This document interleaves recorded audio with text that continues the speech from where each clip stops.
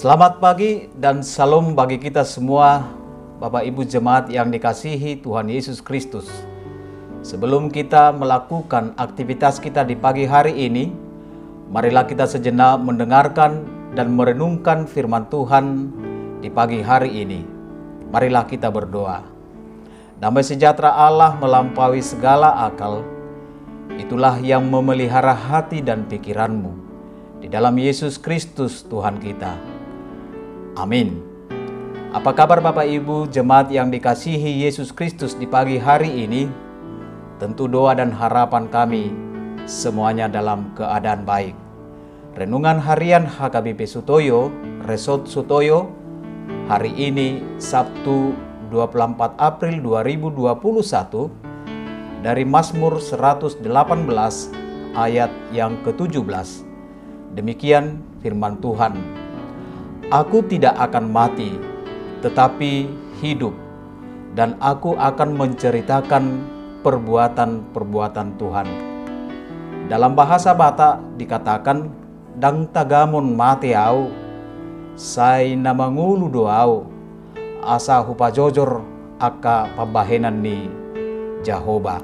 Demikian pembacaan firman Tuhan.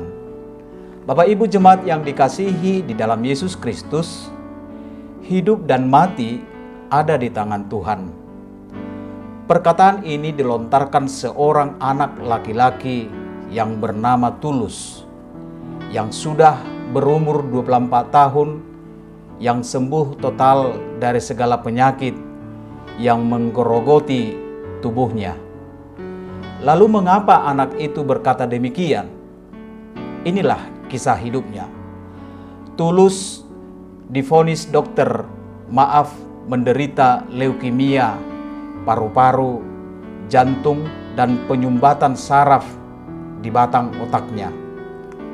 Selama 5 tahun, Tulus harus beristirahat total di rumah sakit.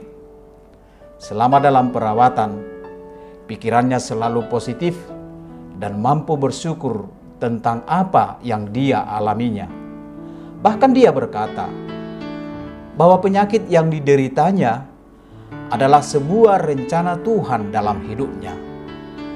Mungkin dengan penyakit yang dialaminya, Tuhan telah memakai kehidupannya. Setelah dinyatakan sembuh, ternyata Tulus dipakai Tuhan untuk memotivasi banyak orang yang sedang berjuang melawan sakit leukemia. Selama ini orang-orang berpikiran ketika divonis penyakit leukemia, umurnya pendek. Ternyata tidak. Memang benarlah hidup dan mati itu Tuhanlah yang menentukan, ungkapnya demikian.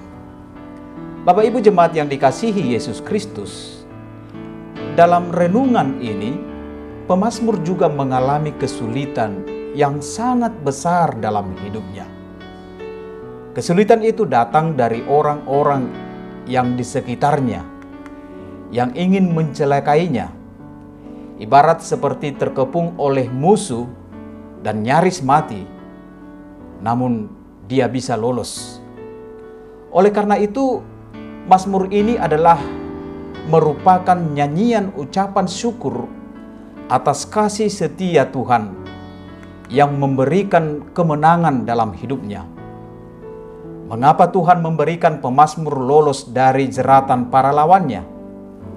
Tujuannya adalah untuk menceritakan perbuatan-perbuatan tangan Tuhan yang ajaib yang dialaminya. Oleh sebab itu, pemazmur berkata, "Aku tidak akan mati, tetapi hidup, dan aku akan menceritakan perbuatan-perbuatan Tuhan." Bapak Ibu Jemaat yang dikasihi Yesus Kristus, renungan ini mengajak kita dan mengajarkan kepada kita untuk senantiasa bersyukur akan apa yang sedang kita alami dan tetap semangat serta tidak takut akan kematian.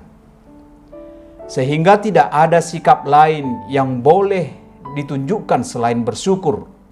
Dengan ucapan syukur kepada Tuhan, kita mampu melewati hal-hal yang sukar dalam hidup ini, termasuk kematian itu. Bukankah hidup dan mati ada di tangan Tuhan?